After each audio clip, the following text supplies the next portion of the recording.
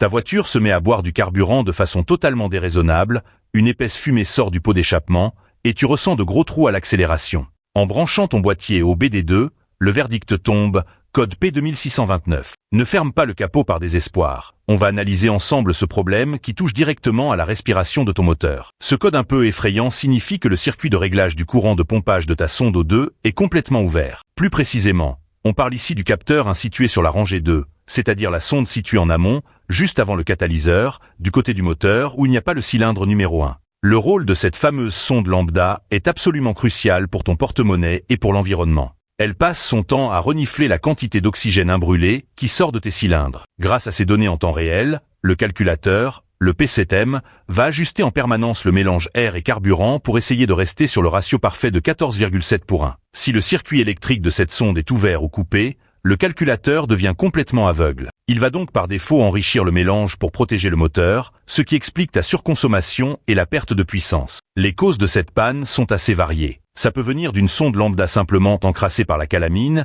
d'un fusible grillé, d'une fuite d'échappement qui fausse complètement la lecture des gaz, ou très souvent, d'un faisceau électrique qui a fondu en touchant la ligne d'échappement brûlante. Pour régler ça comme un mécanicien averti, commence toujours par une bonne inspection visuelle sous la voiture, moteur froid bien sûr. Regarde si les fils de la sonde ne sont pas arrachés ou dénudés. Démarre ensuite le moteur et passe ta main loin des tubes chauds pour traquer une éventuelle fuite de gaz d'échappement au niveau du collecteur. Si tout te semble visuellement normal, il va falloir sortir ton multimètre numérique. Une sonde classique en pleine forme doit balancer une tension qui oscille très rapidement entre 0,1 V quand le mélange est pauvre et 0,9 V quand il est riche. L'idéal de fonctionnement normal se situe vers 0,45 V. N'oublie pas de tester la continuité de tes fils avec le contact coupé, tu dois impérativement trouver une résistance de 0 ohm. Si tu trouves une coupure, tu as mis le doigt sur ton problème. Sinon, ta sonde a sûrement fait son temps et demande à être remplacée par une pièce neuve pour retrouver toute la souplesse de ta mécanique.